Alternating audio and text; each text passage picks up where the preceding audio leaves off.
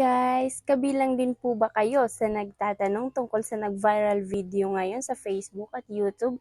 Dahil ako ay kabilang na rin. At ako nga ay nagtaka, and then nagtanong din ako sa kanila, at pagkatanong ko sa kanila is nag-search na din po ako sa YouTube at saka sa Facebook.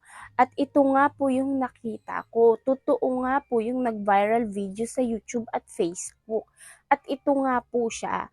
'Di ba yung nasa likod ng 200 pesos is yung Chocolate Hills.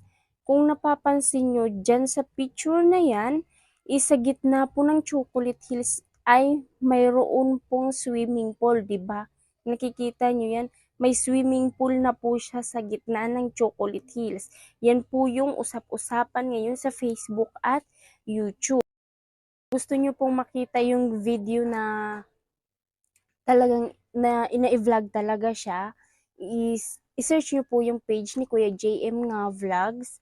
Nandun po yung video na sinasabi ko. Dun ko din po sa kanya nakita bago ko nakita sa YouTube. Kasi hindi pa ako nakontento. Sinearch ko din po siya sa YouTube and then sinearch ko din sa Facebook. And then nakita ko nga po yung vlog ni Kuya JM nga Vlogs.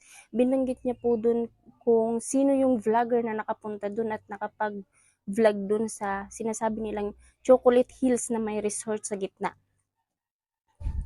Ngayon lumalabas po yan sa Facebook na may mga edited na namani na merong full din sa gitna, may resort din sa gitna yung sa likod ng 200 pesos. Ganun po yun. At yun lang po. Thank you. Thank you for watching.